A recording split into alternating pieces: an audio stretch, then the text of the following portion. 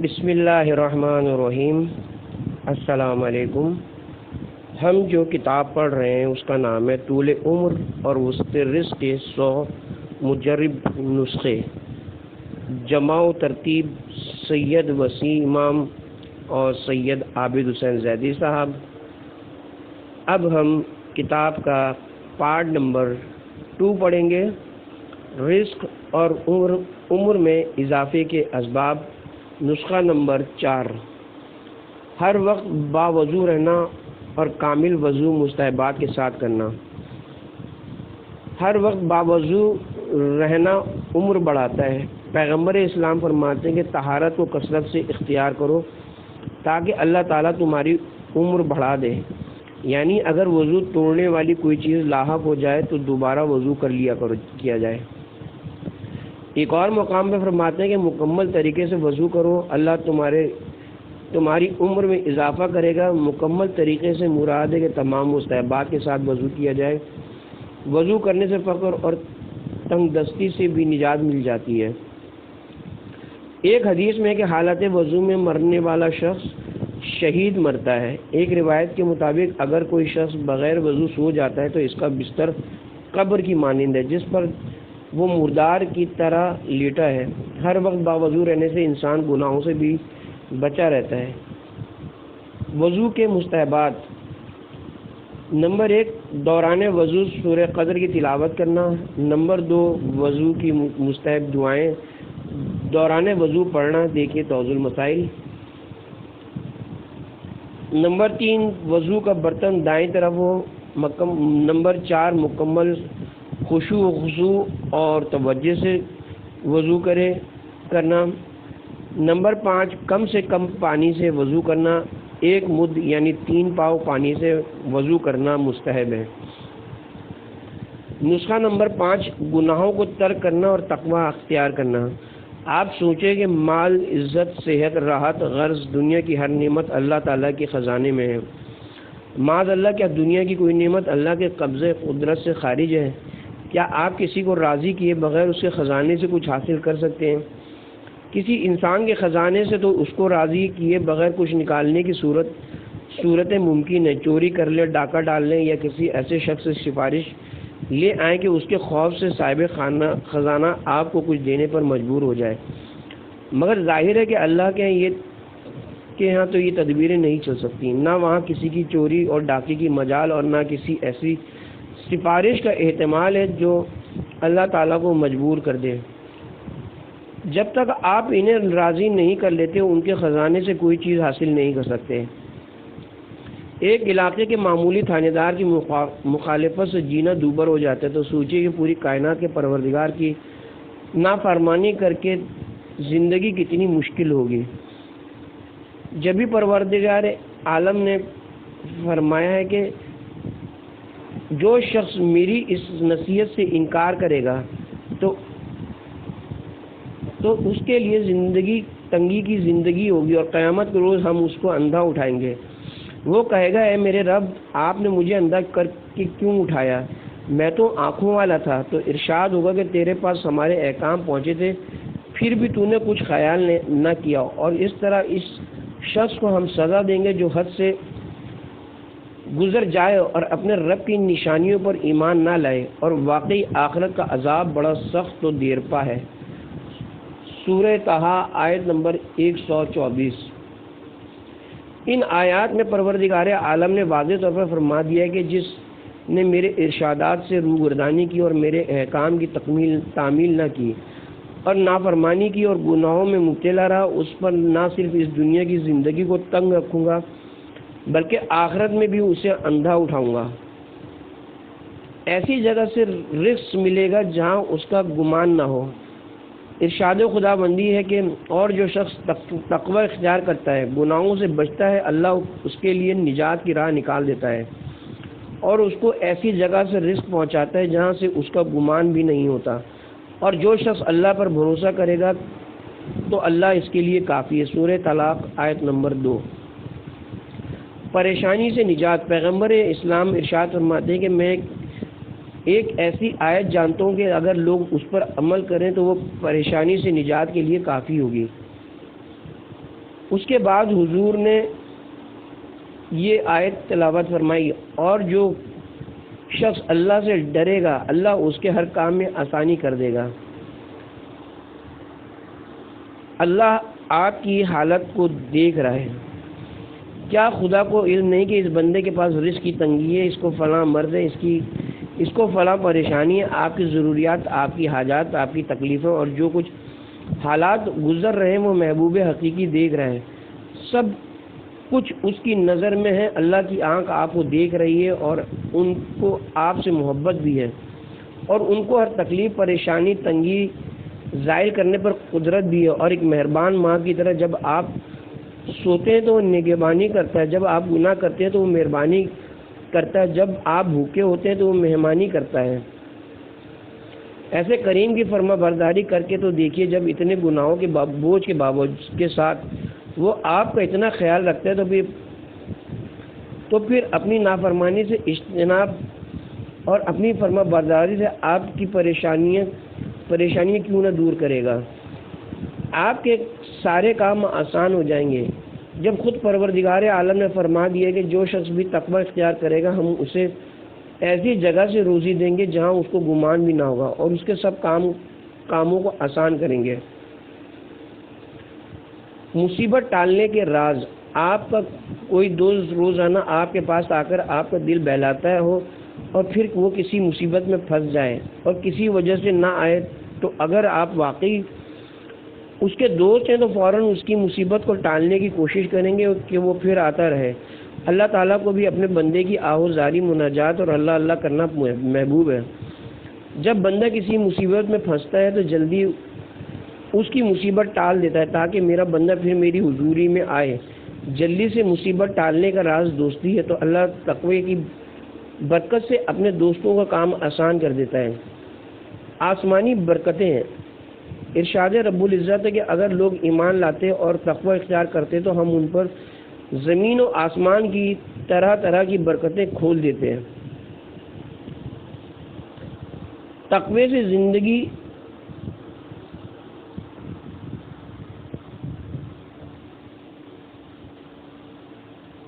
نہایت پر لطف ہو جاتی ہے۔ ارشاد باری ہے کہ جو شخص بھی نیک عمل کرتا ہے، خواہ وہ مرد ہو یا عورت، جب کہ وہ مومن ہو، ہم ان کو نہایت صاف ستھری اور پر لطف زندگی عطا کریں گے۔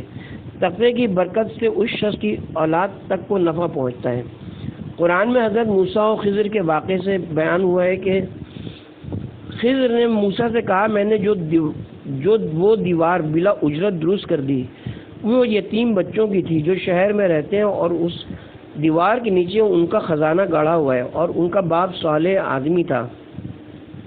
بس خدا کو یہ منظور ہوا کہ یہ دونوں اپنی جوانی کو پہنچ جائیں اور اپنا خزانہ نکال لیں۔ یہ سب خدا کی مہربانی کی وجہ سے ہے۔ اس واقعے سے معلوم ہوا ان لڑکوں کے مال کی حفاظت کا حکم اس سبب سے تھا کہ ان کا باپ ایک متقی اور صالح شخص تھا۔ سبحان اللہ، نیکوکاری اور تقوی کے آثار نسلوں میں چلتے ہیں۔ آج کل لوگ اولاد کے لیے طرح طرح کے سامان اور جائیداد وغیرہ چھوڑنے کی فکر میں رہتے ہیں۔ سب سے زیادہ کام جائیداد کا یہ ہے کہ خود نیک کام کریں تاکہ اس کی برکت سے اولاد بلاؤں سے محفوظ رہے۔ نسخہ نمبر 6، صدقہ دینا۔ امام محمد باقر علیہ السلام فرماتے ہیں کہ نیکی اور صدقہ فقر و فاقہ کو بھگا دیتے ہیں، عمر کو زیادہ کرتے ہیں اور 70 قسم کی برائیوں کو دور کرتے ہیں۔ اور فرمایا کوئی شک نہیں کہ صدقہ 70 قسم کی دنیاوی بلاؤں کو دور کرتا ہے، جن میں بری موت بھی شامل ہے۔ یقین جانو کہ صدقہ دینے والا کبھی بھی بری موت نہیں مرتا۔ بقول علماء بری اموات میں سے ایک جوانی کی موت ہے۔ بری موت سے حفاظت۔ رسول خدا صلی اللہ علیہ وسلم فرماتے ہیں، اللہ صدقے کے ذریعے 70 قسم کی بری اموات کو دفع کرتا ہے۔ بیماری کو دعا اور صدقے سے بھی بھگایا جا سکتا ہے۔ ایک اور مقام پر رسول فرماتے ہیں، صدقہ دیا کرو، اس سے تمہیں وافر مقدار میں رزق ملے گا۔ صدقے سے متعلق چند اہم امور کی وضاحت۔ نمبر 1، صدقہ کھلم کھلا اور مخفی دونوں ہی طور پر دینا چاہیے۔ امیر المومنین علی ابن ابی طالب علیہ السلام فرماتے ہیں کھلم کھلا صدقہ دینا بری موت سے بچاتا ہے اور مخفی طور پر صدقہ دینا گناہوں کا کفارہ بن جاتا ہے۔ نمبر 2، صدقے کی چند معنوی اقسام کی طرف توجہ دینا بھی ضروری ہے۔ مثلا الف، رسول اللہ صلی اللہ علیہ وسلم نے فرمایا لوگوں کو اذیت دینے سے باز رہو کیونکہ یہ تمہاری جان پر تمہاری طرف سے صدقہ ہے۔ بے، امر بالمعروف اور نہی عن المنکر کرنا بھی صدقہ ہے۔ جیم، علم کو پھیلانا بھی ایک صدقہ ہے۔ دال، لوگوں کے کام آسان کرنا اور ان کی مدد کرنا۔ رے، اچھی گفتگو کرنا۔ نمبر 3، صرف صدقہ دینا ہی ضروری نہیں ہے بلکہ اس صدقے کو باطل ہونے سے بچانا بھی ضروری ہے، کیونکہ چند اعمال صدقے کو باطل کر دیتے ہیں اور اس کے ثواب اور فائدوں کو ختم کر سکتے ہیں۔ رسول اکرم صلی اللہ علیہ وسلم فرماتے ہیں بہن، بھائی اور پھر جس قدر قریب سے قریب ہو قریبی رشتہ دار کو صدقہ دینا دگنے اجر کا ثواب کا باعث ہے۔ روایت میں کہ وہ صدقہ ہی نہیں ہے کہ اپنے غریب رشتہ داروں کو محروم کر کے دوسروں کو دیا جائے۔ صدقے میں مستحق کو یہ بتانا ضروری نہیں ہے کہ صدقہ دیا جا رہا ہے، بلکہ بغیر یہ بتائے کہ یہ صدقہ دیا جا سکتا ہے۔ صبح اور رات سونے سے پہلے صدقہ دینے کی بہت تاکید ہے۔ صدقے کے تمام فوائد حاصل کرنے کے لیے اس کا مستحق کے ہاتھ تک پہنچنا ضروری ہے۔ صرف پیسوں کے صدقے کے طور پر الگ کر دینا یا دراز میں ڈال دینا کافی نہیں۔ اگر کسی مستحق کا ملنا ممکن نہ ہو یا آپ صدقہ جمع کر کے ایک ساتھ دینا چاہ رہے ہوتے تو مندرجہ ذیل میں سے کسی ایک طریقے کو اختیار کر کے صدقے کے ثواب اور دیگر فوائد کو حاصل کیا جا سکتا ہے۔ مستحق کو ایک رقم بطور قرض دے دیں اور وقت صدقہ ایک مخصوص رقم اس قرض میں سے معاف کرتے رہیں۔ غریب سے اجازت لے لے کہ آپ صدقہ نکال کر ایک جگہ جمع کر کے ایک ساتھ اس تک پہنچا دیں گے۔ ان امور کا خیال رکھنے سے صدقے کا ثواب اور فوائد اسی وقت حاصل ہو جاتے ہیں۔ عام مستحب صدقات غیر سید بھی سید کو دے سکتا ہے، فقط واجب صدقات مثلا صدقہ فطرہ یا صدقہ زکوٰۃ سید غیر سید سے نہیں لے سکتا ہے، لیکن عام صدقات سید غیر سید سے بھی لے سکتا ہے۔ صدقہ غیر مستحق یا غنی کو بھی دیا جا سکتا ہے۔ صدقے کے لیے مستحق کو دینے کا ثواب سب سے زیادہ ہے، لیکن صدقہ غیر مستحق یا غنی کو بھی دیا جا سکتا ہے اور اس سے فوائد حاصل ہو جاتے ہیں۔ جب کوئی غلطی سرزد ہو جائے تو فوراً صدقہ دیجیے تاکہ اس غلطی کا ازالہ ہو جائے۔ حضرت لقمان۔ صدقے کے دیگر فقہی مسائل کے لیے علماء یا فقہ کی مفصل کتابوں کی طرف رجوع کیا جا سکتا ہے۔ صدقہ دینے کا ثواب صحت مند کو صدقہ دینے کا ثواب 7 گنا اور طالب علم کو صدقہ دینے کا ثواب 700 گنا اور مردہ عزیزوں کے لیے صدقہ دینے کا ثواب 1,00,000 گنا ہے۔ جناب رسول خدا صلی اللہ علیہ وسلم۔ صدقے کو باطل ہونے سے بچانا بھی ضروری ہے۔ قرآن میں پروردگار عالم فرماتا ہے اے ایمان والو اپنے صدقات کو احسان جتا کر اور اذیت کے ذریعے باطل نہ کرو۔ احسان جتانے سے مراد یہ ہے کہ نمبر 1 یہ خیال پیدا ہو جائے کہ اس نے صدقہ لینے والے پر احسان کیا۔ نمبر 2 دوسروں کے سامنے اس کا اظہار کرے۔ نمبر 3 صدقہ لینے والے سے اپنی تعظیم و فرما برداری کی امید رکھے۔ نمبر 4 اگر صدقہ دینے کے بعد صدقہ لینے والے سے کوئی خلاف ادب بات سرزد ہو جائے تو اس سے ناراض اور بددل ہو جائے۔ اذیت دینے سے صدقے کے باطل ہونے سے مراد یہ ہے کہ نمبر 1 صدقہ لینے والے کو سرزنش اور ملامت کرے۔ نمبر 2 اس کے راز کو افشا کرے۔ نمبر 3 اس کو دیکھ کر بری صورت بنائے۔ نمبر 4 اس کی صحبت سے عار رکھے۔ نمبر 5 اپنے آپ کو اسے بلند مرتبہ جانے۔ صدقہ دینے کے آداب۔ نمبر 1 ضرورت مند کہ اپنی ضرورت ظاہر کرنے سے پہلے اس کو عطا کرے، کیونکہ اگر سوال کرنے کے بعد عطا کیا جائے گا تو وہ اس کی آبرو کی قیمت ہوگی، جو لی گئی ہے احسان کامل نہ ہوگا۔ نمبر 2 جیسے ہی دل میں صدقہ دینے کا سوال پیدا ہو فوراً دے دیا جائے اور سمجھ جائے کہ اس وقت شیطان اس سے غافل ہے اور فرشتے نے اس کے دل میں گزر کیا ہے۔ اس موقع کو غنیمت جانے اور ارادے کو پورا کرے۔ نمبر 3 نیک وقت اور نیک زمانے میں صدقہ دینے کا ثواب اور زیادہ ہے، مثلا روز عید غدیر، اول و آخر ماہ رمضان وغیرہ۔ نمبر 4، صدقے کو پوشیدہ طور پر دینا کہ ریاکاری سے اطمینان رہتا ہے۔ نمبر 5، صدقہ لینے والے کا ممنون ہو کہ حقیقتاً اس نے صدقہ قبول کر کے اس پر احسان کیا ہے۔ نمبر 6، صدقہ دینے کے بعد اس کے ہاتھ کو بوسہ دے کر۔ چوتھے، امام زین العابدین علیہ السلام کی سنت بھی یہی ہے، اور وجہ اس کی یہ ہے کہ لینے والے کا ہاتھ نائب دست خدا ہے، کیونکہ جو کچھ فقیر کو دیا جاتا ہے پہلے خدا تک پہنچتا ہے۔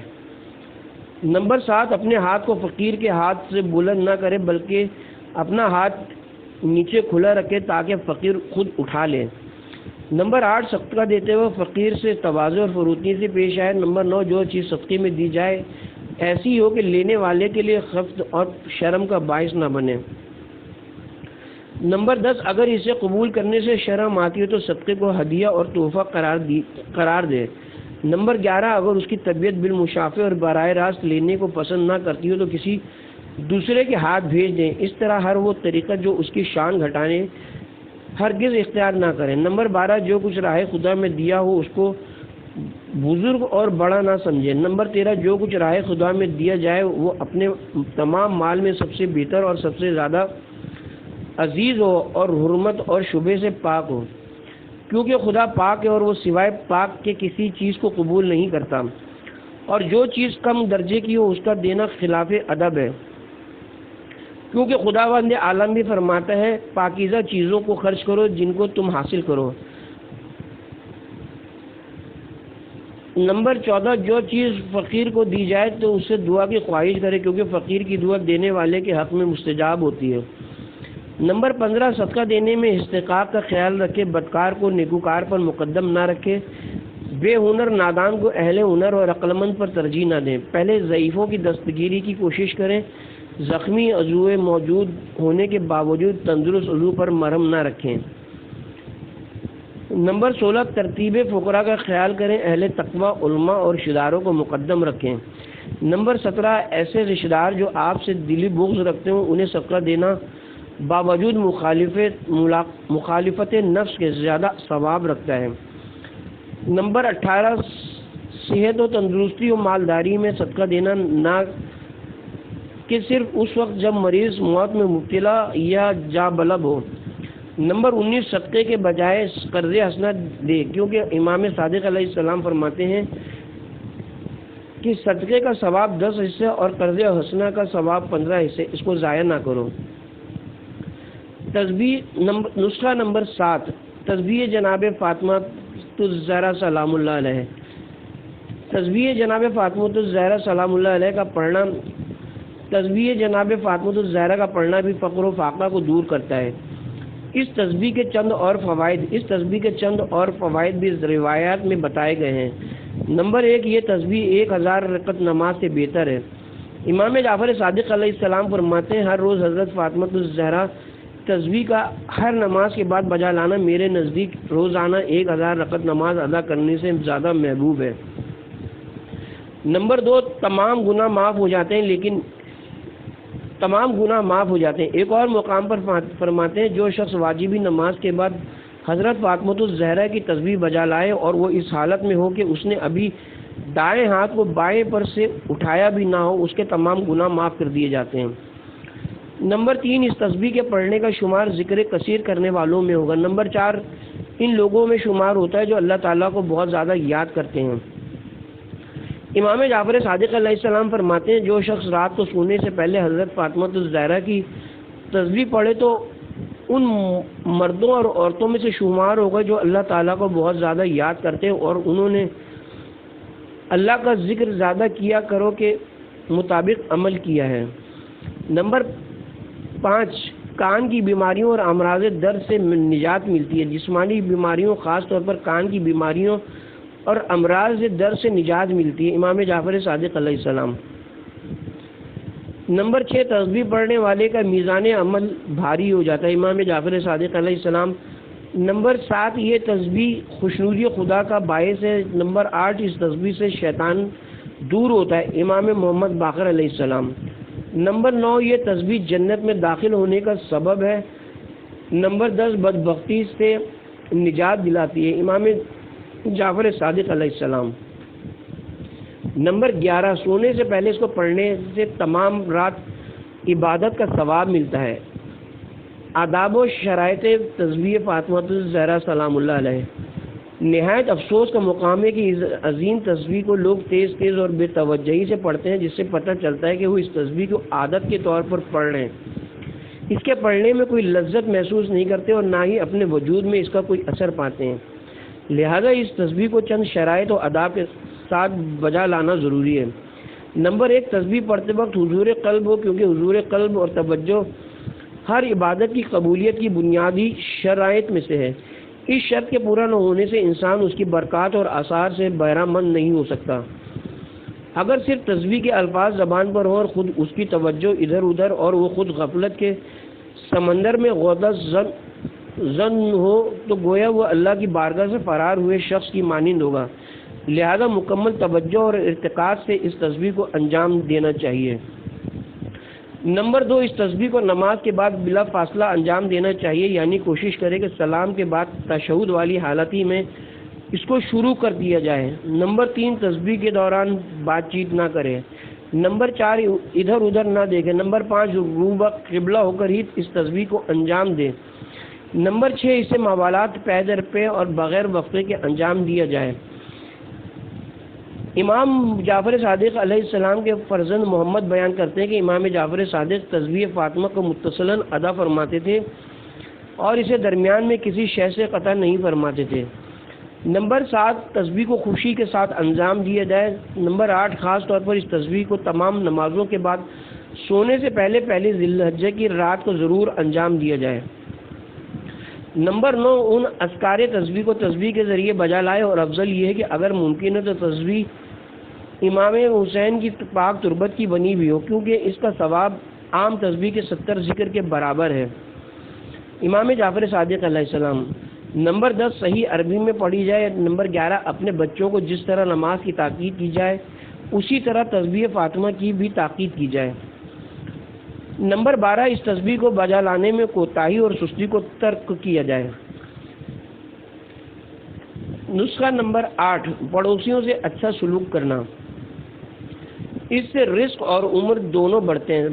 رسول اللہ صلی اللہ علیہ وسلم ارشاد فرماتے ہیں کہ ہمسائے کو خوش کرنے والے کا گھر آباد اور عمر میں برکت ہوتی ہے۔ ایک اور مقام پر فرماتے ہیں کہ حسن خلق اور حسن ہمسائیگی شہروں کی آبادی اور عمر میں اضافے کا موجب ہے۔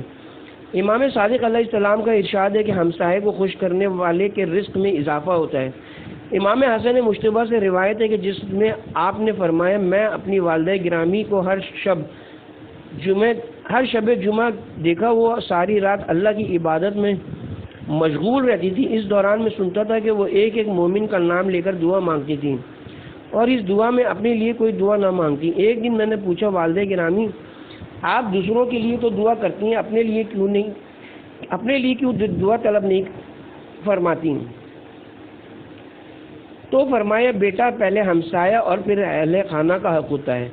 ہمسائے کے مندرجہ ذیل حقوق کا خیال رکھیے، اس کو سلام کیجیے، اگر وہ اپنی پوشیدہ حالت ظاہر نہ کرنا چاہے تو آپ جستجو نہ کیجیے، بیمار ہو تو عیادت کے لیے جائیے، اس کی مصیبت میں تعزیت کے لیے جائیے اور غم میں اس کا ساتھ دیجیے، اس کی خوشی میں اسے مبارکباد دیجیے، اس کے عیب کی اطلاع ہو تو اسے پوشیدہ رکھیے، اس سے کوئی خطا سرزد ہوئی ہو تو معاف کر دیجیے، اگر وہ آپ کے گھر کی دیوار پر بوجھ رکھنا چاہے تو منع نہ کیجیے، گھر کا سامان اگر ادھار مانگے تو دریغ نہ کیجیے، اس کے اہل عیال کو نہ دیکھیے، جب تک اس کے گھر کا دروازہ بند نہ ہو تو اس سے غافل نہ ہوئیے، اس کی اولاد کے ساتھ لطف و مہربانی سے پیش آئیے، بلحاظ دین و دنیا اس سے گفتگو رکھیے، اگر وہ کوئی مدد چاہے تو اس کی مدد کیجیے،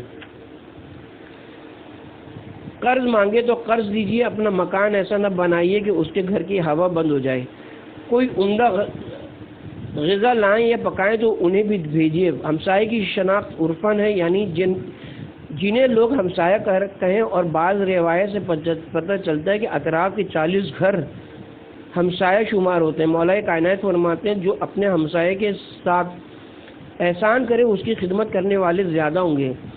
رسول اکرم صلی اللہ علیہ وسلم فرماتے ہیں، کہ جو شخص گھریلو استعمال کی چیزیں اپنے ہمسائے کو نہ دے گا وہ روز قیامت خدا کے احسان سے محروم ہوگا۔ جو شخص اپنے ہمسائے کی زمین میں ایک بالش زمین بھی خیانت غضب کرے گا، خدا قیامت میں اس کی گردن میں ایک توق باندھے گا، جس نے ہمسائے سے جھگڑا کیا اس نے مجھ سے جھگڑا کیا۔ ہمسائے کو اذیت دینے والے پر خدا کی جنت کی خوشبو حرام، اس کا ٹھکانہ دوزخ ہے اور وہ کیسی بری جگہ ہے۔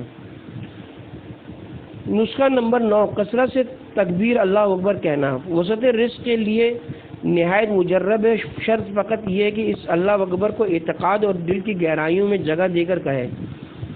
امام صادق علیہ السلام فرماتے ہیں جب تم اللہ اکبر کہو تو سوائے خدا کے تمام چیزیں تمہاری نگاہوں میں حقیر ہو جانی چاہیے، اور اگر انسان صرف زبان سے اللہ اکبر کہے لیکن اس کا دل کسی اور طرف مائل ہو تو وہ شخص جھوٹا اور مکار ہے، اور اس وجہ سے اللہ تعالیٰ اپنے ذکر کی شیریں کلامی کی توفیق کو سلب کر لیتا ہے۔ نسخہ نمبر 10، خدا کی نعمتوں پر شکر ادا کرنا مولا کائنات فرماتے ہیں کثرت شکر اور صلہ رحم نعمتوں کو بڑھا دیتا ہے اور موت کو دور کر دیتا ہے، اور فرمایا جسے شکر کی توفیق عطا ہوتی ہے وہ نعمت میں اضافے سے محروم نہیں ہوتا۔ پھر فرماتے ہیں اللہ ایسا نہیں ہے کہ کسی کے لیے شکر کا دروازہ تو کھول دے مگر اضافے کا دروازہ بند رکھے۔ امام محمد باقر علیہ السلام فرماتے ہیں کہ خلوص دل کے ساتھ شکر ادا کر کے اپنے قلیل رزق کو کثیر میں تبدیل کر دو۔ امام جعفر صادق علیہ السلام ارشاد فرماتے ہیں کہ جب اللہ تعالیٰ کسی بندے کو کوئی چھوٹی یا بڑی نعمت عطا فرماتا ہے اور بندہ اس پر الحمدللہ کہتا ہے تو گویا اس نعمت کا شکر ادا کرتا ہے۔ کیا فقط زبانی شکر ادا کرنا کافی ہے؟ مولا کائنات ارشاد فرماتے ہیں کہ مومن کا شکر اس کے عمل سے ظاہر ہوتا ہے، جبکہ منافق کا شکر صرف اس کی زبان کی حد تک ہوتا ہے۔ مولا یہ بھی فرماتے ہیں کہ ہر نعمت کا شکر اللہ کی حرام کردہ چیزوں سے بچنے میں ہے۔ یہ بھی فرمایا کہ نعمت میں مست ہونے کے بجائے اس کے شکر میں مشغول ہو۔ امام محمد باقر علیہ السلام فرماتے ہیں کہ جب تک بندوں کی طرف سے شکر کا سلسلہ بھی منقطع نہیں ہوتا تو اللہ کی طرف سے نعمتوں کا سلسلہ بھی منقطع نہیں ہوتا۔ لہذا خدا کی عطا کردہ نعمتوں اور صلاحیتوں کو اس کی راہ میں خرچ کرنا بھی اصل شکر شمار ہوتا ہے۔ مثلا نمبر 1، مال و دولت کا شکر۔ اگر خدا نے کسی کو مال و دولت سے نوازا ہے تو وہ اس مال کو خدا کے دین کی ترویج اور تبلیغ میں خرچ کرے، غریبوں کی امداد کرے، صاحبان علم کی کمک کرے، حج و عمرہ زیارات مسجد مدرسے کے لیے وقف کر دے۔ نمبر 2، صحت و تندرستی کا شکر۔ اگر خدا نے کسی کو صحت و تندرستی دی ہے تو اس صحت و تندرستی کو خدا کی اطاعت میں خرچ کرے، عبادتیں انجام دے۔ نمبر 3، تعلقات کا شکر۔ اگر کسی مومن کے تعلقات بہت ہیں تو دوسروں کی مدد کرے۔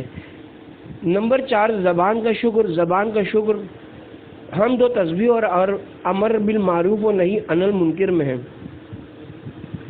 نمبر 5، دل کا شکر۔ تمام بندوں کے ساتھ بھلائی اور احسان کرنے کا ارادہ ہے۔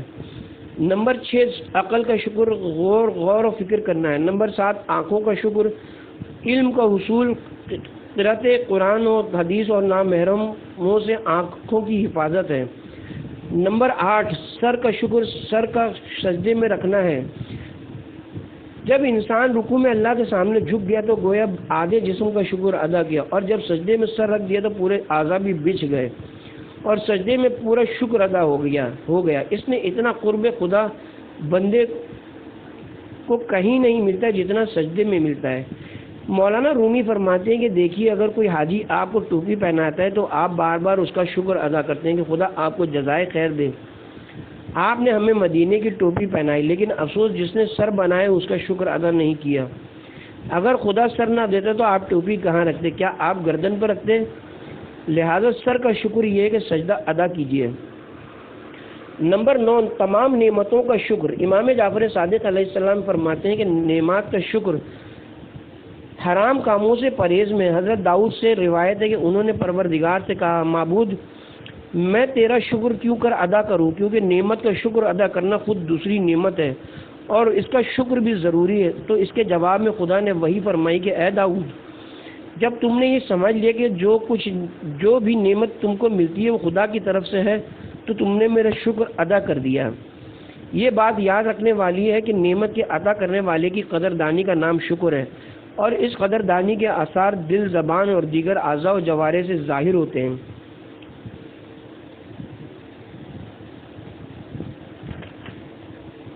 زبان پر اس کے آثار حمد و ثنا و مدح کے عنوان سے ظاہر ہوتے ہیں، دل میں اس کے آثار خشوع، محبت اور خشیت وغیرہ کی طرح ہوتے ہیں۔ اعضاء و جوارح میں اس کے آثار اطاعت اور مرضی منعم کے مطابق اعضاء کا استعمال ہوتے ہیں۔ شکر کے آثار میں اس چیز نعمت کی زیادتی ہے، کیونکہ ارشاد رب العزت ہے، اگر تم نے میرا شکر کیا تو یقیناً میں اور زیادہ دوں گا۔ نسخہ نمبر 11، بس بکثرت تلاوت قرآن۔ مولا کائنات فرماتے ہیں کہ جس گھر میں قرآن پڑھا جاتا ہے یا اللہ کا ذکر کیا جاتا ہے اس گھر کی برکت بڑھتی ہے، فرشتے اس میں موجود رہتے ہیں، شیطان اس گھر سے بھاگتے ہیں، اور اس گھر کی روشنی اہل آسمان کو اس طرح پہنچتی ہے جس طرح ستاروں کی روشنی اہل زمین کو پہنچتی ہے، اور جس گھر میں قرآن نہیں پڑھا جاتا یا اللہ کا ذکر نہیں کیا جاتا اس کی برکت کم ہو جاتی ہے، فرشتے اس سے دور ہو جاتے ہیں اور شیاطین وہاں موجود رہتے ہیں۔ تلاوت قرآن کے زیادہ سے زیادہ فوائد حاصل کرنے کے لیے تلاوت میں مندرجہ ذیل آداب کا خیال رکھنا ضروری ہے۔ نمبر 1، قرآن کے حروف کو چھونے سے پہلے باوضو ہونا ضروری ہے، اور باوضو ہونے سے تلاوت قرآن کا ثواب مزید بڑھ جاتا ہے۔ نمبر 2، مکمل خشوع و خضوع سے تلاوت کریں، اس سے بڑھ کر توجہ اور اعتقاد کی کوئی اور چیز نہیں ہے۔ نمبر 3، تلاوت قرآن کی نیت خوشنودی خدا اور دین کی سمجھ ہو، ایسی تلاوت کا اجر فرشتوں، اللہ کے نبیوں اور اس کے رسولوں سے مقرر ہے، جناب رسول خدا صلی اللہ علیہ وسلم۔ نمبر 4، گھر میں بآواز بلند تلاوت کی جائے، اس کے اثرات گھر کے تمام افراد پر ہوتے ہیں، اولاد بھی قرآن پڑھنے اور سیکھنے کی طرف راغب ہوتی ہے، بلکہ ان کے ہمسائے بھی اس کا اثر قبول کرتے ہیں۔ نمبر 5، اچھی اور خوبصورت آواز میں تلاوت قرآن کی جائے۔ نمبر 6، قرآن کو صحیح عربی مخارج کے ساتھ پڑھیں۔ نمبر 7، روزانہ کم از کم 50 آیات ضرور تلاوت کریں۔ نمبر 8، نماز فجر کے بعد رات کو سونے سے پہلے یا فارغ اوقات میں تلاوت قرآن سے غافل نہ ہو۔ نمبر 9، غور و فکر و تدبر کے ساتھ تلاوت، و بہتر ہے کہ قرآن کریم سے 5 یا 10 آیات بمع ترجمہ و تفسیر کے سونے سے پہلے پڑھنے کی عادت ڈالیں۔ نمبر 10، بہتر ہے کہ تلاوت قرآن کا ثواب اپنے والدین، رشتہ داروں، محرومین بلکہ 14 معصومین علیہ السلام کو ہدیہ کریں۔ امام موسیٰ بن جعفر فرماتے ہیں کہ اس کا ثواب اس صورت میں ملے گا کہ وہ ان ہستیوں کے ہمراہ قیامت میں محشور کیا جائے گا۔ واضح ہے کہ دیگر مستحبات کی طرح تلاوت قرآن کا ثواب زندہ لوگوں کو بھی ہدیہ کیا جا سکتا ہے، مثلا والدین یا ان لوگوں کو جن کے حقوق